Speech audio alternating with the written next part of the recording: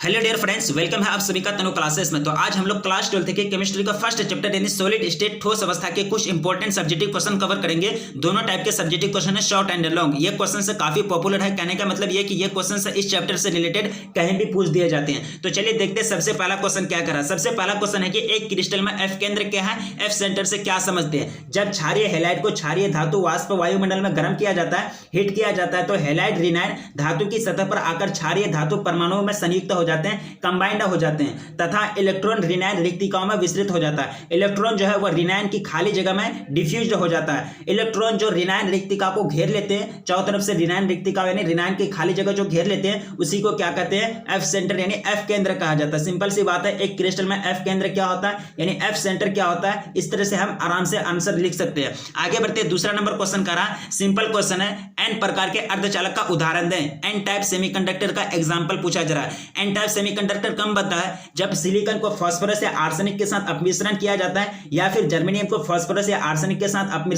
अपमिश्रण किया जाता है, तब एन टाइप यानी एन टाइप सेमीकंडक्टर एन प्रकार के अर्धचालक बनते हैं। ठीक है, यानी सिलिकॉन को फास्फोरस या आर्सेनिक के साथ अपमिश्रण करके या फिर जर्मेनियम को फास्फोरस या आर्सेनिक के साथ अपमिश्रण करके एन टाइप सेमीकंडक्टर का निर्माण किया जाता है, एन प्रकार अर्धचालक का निर्माण किया जाता है। काफी सिंपल क्वेश्चन था। दूसरा नंबर क्वेश्चन एन प्रकार के अर्धचालक का उदाहरण पूछ रहा था। आगे बढ़ते तीसरा नंबर क्वेश्चन की ओर।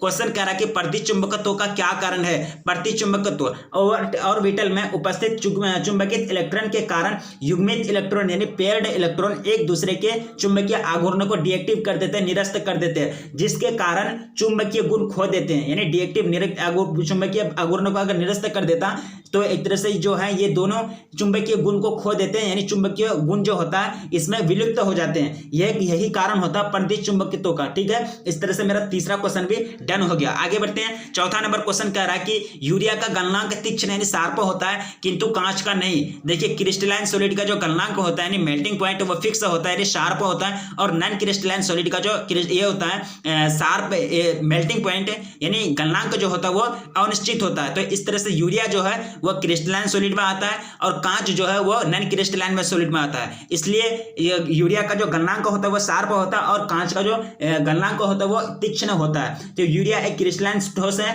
और इसका गलनांक तीक्ष्ण होता है यानी शार्प होता है। दूसरी ओर कांच जो है अक्रिस्टलीय आणविक ठोस है और इसका गलनांक क्या होता है, तीक्ष्ण नहीं होता है। इस तरह से चौथा क्वेश्चन भी मेरा कवर हो गया। आगे बढ़ते पांचवां क्वेश्चन की ओर। सिंपल क्वेश्चन है, छोटा छोटा क्वेश्चन है। क्वेश्चन कह रहा है कि किसी वर्ग निविड संकुलित परत में एक अणु की द्विविमीय उपसहसंयोजन संख्या कितनी होती है। उपसहसंयोजन संख्या किसको कहते हैं, यानी यूनिट सेल में एक एक कोशिका में जितने जो एटम अदर जितने एटम से कनेक्टेड रहते हैं, अदर जितने एटम के स्पर्श में यानी संपर्क में रहते हैं, वह संख्या उस एटम का क्या कहलाता है, उपसहसंयोजन संख्या यानी कोऑर्डिनेशन नंबर कहलाता है। लेकिन 2D में कोऑर्डिनेशन नंबर पूछा जा रहा है कि कोऑर्डिनेशन नंबर कितना होगा।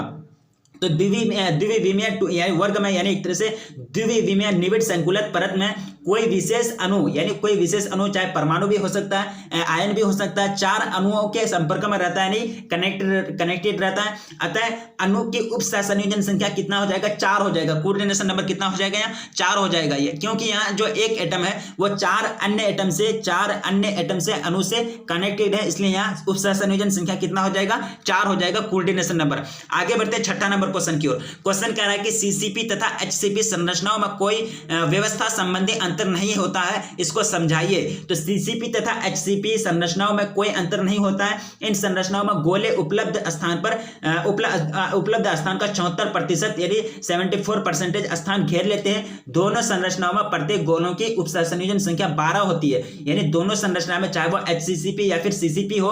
ठीक है, तो इसमें जो दोनों स्ट्रक्चर जो होते हैं एचसीपी सीसीपी में दोनों का सहसंयोजन उपसहसंयोजन संख्या कितना होता है, यानी गोलों की उपसहसंयोजन संख्या 12 होती है, यानी 12 होती है कोऑर्डिनेशन नंबर। इस तरह से मेरा छठा क्वेश्चन भी डन हो गया। क्वेश्चन कर रहे थे कि एचसीपी या फिर सीसीपी में क्या अंतर होता है, अंतर नहीं होता है, इसको आप समझाइए कि कैसे अंतर ना होता है, क्योंकि कोऑर्डिनेशन नंबर भी सेम मिला और एक तरह से जो स्थान को घेरते हैं ऑक्युपाइड जो करते हैं वो कितना परसेंट करते हैं, 74% करते हैं। आगे बढ़ते हैं 7वां नंबर क्वेश्चन की ओर। क्वेश्चन कह रहा है कि सोडियम क्लोराइड का द्रव्यमाप Na यानी सोडियम से ज्यादा है, क्यों? आपको सवाल पूछा जा रहा है इस तरह से। तो सोडियम क्लोराइड जो है यानी NaCl एक आयनिक ठोस है जिसमें Na जो है Na तथा Cl क्या है, Cr कर दिया, Cl होगा, Na तथा Cl के बीच मजबूत बल लगा रहता है, यानी जो है एक दूसरे से कनेक्टेड रहते हैं मजबूत बल के साथ, फोर्स के साथ। लेकिन सोडियम जो है एक तरह से ठोस है, सोडियम क्या है, एक तरह से ठोस यानी सॉलिड धातु है, इसमें आकर्षण बल नहीं लगता है, इसलिए NaCl का द्रव्यमाप सोडियम से ज्यादा होता है। क्यों होता है कि Na जो है सोडियम है वो एक तरह से अलग है, इसमें कोई बॉन्ड नहीं होता है, जबकि NaCl में Na और Cl के बीच कोई आकर्षण बॉन्ड होता है, जिसके कारण इसका द्रव्यमाप क्या होता है, ज्यादा होता है। अब आगे बढ़ते हैं 8वां नंबर क्वेश्चन। क्वेश्चन कह रहा है कि कांच को अतिशीतित द्रव क्यों कहा जाता है, यानी कांच को सुपर कूल्ड लिक्विड क्यों कहा जाता है? तो ठोस होने पर भी कांच अतिशीतित द्रव माना जाता है, क्योंकि यह द्रव्यों के कुछ अभिलक्षणों को यानी प्रॉपर्टीज को दर्शाता है। उदाहरण के लिए यह पेंदे पर थोड़ा मोटा होता है, तब यह तभी संभव है जब यह द्रवों को तरह प्रवाहित हो या बहता हो, यानी लिक्विड की तरह एक जगह से दूसरे जगह प्रवाहित होता हो, भले ही बहुत मंदी गति से प्रवाहित होता हो। कहने का मतलब ये हुआ कि कांच जो है, अगर कांच खिड़की में लगे हुए रहते हैं तो कुछ दिन के बाद ये होती कि ऊपर इसका लेयर जो है वो पतला हो जाता है और नीचे वाला लेयर इसका मोटा हो जाता है। नहीं, ये होता है कि ये ऊपर से नीचे की ओर बहने लगती है, जिसके कारण खिड़की में जो कांच लगे हुए रहते हैं उसको खसकाने में बहुत दिक्कत होता है। तो ये क्यों, इसका कारण क्या है? क्योंकि ये कांच जो है वह सुपर कूल्ड लिक्विड है, यानी अतिशीतित द्रव्य है। इस तरह से मेरा 8वां क्वेश्चन डन हो गया। आगे पूछा जा रहा है कि संकुलन क्षमता क्या है, संकुलन क्षमता क्या होता है, ठीक है। तो क्रिस्टल लैटिस में परमाणु आयन या अणु जैसे संघटक कण यानी क्लोजली पैक्ड होते हैं, यानी एक तरह से दोनों एक दूसरे के बगल में क्लोज पैक होते हैं, क्योंकि एक तरह से खाली जगह नहीं छोड़ा जाता। ये ऐसा CCP या SCP संरचना द्वारा कर सकते हैं। दोनों दशाओं में बहुत से मुक्त स्थान या रिक्तियां बच जाती है, यानी खाली जगह बच जाती है। रिक्तियां यानी वॉइड्स जिसको कहते हैं। वॉइड्स का मतलब क्या होता है कि परमाणु अणु या फिर आयन के बीच जो खाली जगह रहता है यूनिट सेल में, उसी को क्या कहते हैं, रिक्तियां यानी वॉइड्स कहते हैं। अर्थात जगह भरा नहीं रहता है। किसी पैकिंग के कणों में यानी फिर किसी पैकिंग में कणों द्वारा छेका गया संपूर्ण जगह स्पेस की प्रतिशतता संकुलन क्षमता कहलाती है, PE यानी पैकिंग इफिशियंसी कहलाती है। PE क्या है कि किसी एकक कोशिका में, किसी यूनिट सेल में जितना एटम जितने जगह को छेक लेते हैं, भर लेते हैं, उसी को क्या कहते हैं, प्रतिशत संकुलन क्षमता कहलाती है। इस तरह से मेरा 9 क्वेश्चन डन हो गया। आगे बढ़ते हैं 10वां क्वेश्चन की ओर। क्वेश्चन काफी इंपॉर्टेंट है। क्वेश्चन करा कि आयनिक ठोस गलित अवस्था में विद्युत चालक होते हैं परंतु ठोस अवस्था में नहीं, ऐसा क्यों? इसका व्याख्या कीजिए, ठीक है। तो आयनिक ठोसों में विद्युत चालकता आयनों की गति के कारण होता है, और चूंकि ये ठोस अवस्था में आयनिक गतिशीलता नगण्य होती है, यानी ठोस अवस्था में अगर रहेगा ठोस यानी आयनिक ठोस, तो वो उसके जो आयन होते हैं वो गमन नहीं करेगा एक दूसरे से, एक जगह से दूसरे जगह नहीं, आगे पीछे नहीं जाएगा, नहीं होते, ये अवस्था में चालक नहीं होते हैं। गलाने पर उपस्थित आयनों में कुछ गतिशीलता आ जाती है, अतः आयनिक ठोस गलित अवस्था में चालक बन जाते हैं। इस तरह से मेरा 10वां क्वेश्चन भी डन हो गया। क्वेश्चन था कि आयनिक ठोस गलित अवस्था में विद्युत का चालन करती है जबकि ठोस में नहीं। आयनिक अवस्था में आयनिक ठोस का जो आयन होते हैं वो गमन करते हैं और ठोस अवस्था में आयन उसका गमन नहीं करते, जिसके कारण आयनिक अवस्था में वह विद्युत का चालन करते हैं और ठोस अवस्था में नहीं कर पाते। आगे आपको पूछा जा रहा है कि ठोस प्राय इनकंप्रेसिबल यानी असंप्रिय होती है, क्यों?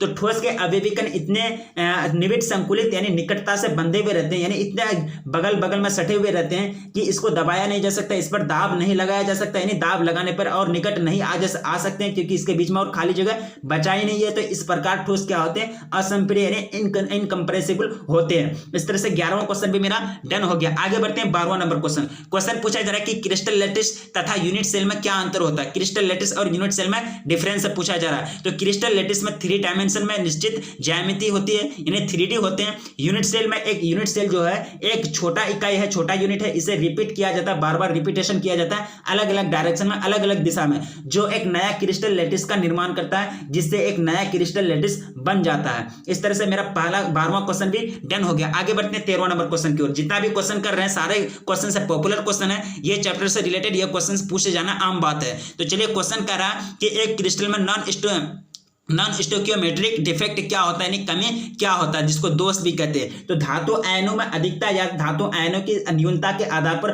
नॉन स्टोकियोमेट्रिक दोष को दो प्रकार में बांटा गया है। पहला जो है धातु अधिक्य दोष, दूसरा है धातु न्यूनता दोष। तो पहला धातु अधिक्य दोष क्यों होता है कि इस दोष में धातु धनायनों की संख्या अधिक होती है, और धातु न्यूनता इस प्रकार के दोष में एक धनायन जालक में अपने स्थान पर अनुपस्थित रहते हैं। यानी धनायन क्या होते हैं कि इसमें एक धनायन यानी पॉजिटिव आयन अपने जालक यानी अपने स्थान से गायब हो जाते हैं, जिसके कारण धातु न्यूनता दोष प्रदर्शित होता है। अगर धनायन अगर एक्स्ट्रा उपस्थित रहता है तो धातु अधिक्य दोष इसको प्रदर्शित करता है। इस तरह से मेरा 13वां क्वेश्चन भी डन हो गया। क्वेश्चन था कि एक क्रिस्टल में नॉन स्टोकियोमेट्रिक डिफेक्ट क्या होता है, नॉन स्टोकियोमेट्रिक कमी या दोष क्या होता है। ये दो प्रकार के होते हैं, धातु का आयन ज्यादा होगा तो धातु अधिक्य, धातु का आयन कम होगा तो धातु न्यूनता। इसी तरह हम आगे बढ़ते हैं। क्वेश्चन टोटल क्वेश्चन कितना कवर किए, 13 क्वेश्चन कवर किए। 13 क्वेश्चन में से काफी इंपॉर्टेंट क्वेश्चन था। 12वां क्वेश्चन पूछ रहा था कि क्रिस्टल लैटिस और यूनिट सेल में क्या अंतर होता है। ठोस अगर इनकंप्रेसिबल होता है तो क्यों होता है, क्योंकि इसके बीच में खाली जगह नहीं बचता, जिसके कारण इसको और इस पर और दाब नहीं लगाया जा सकता। संकुलन क्षमता यानी पैकिंग इफिशिएंसी क्या होता है।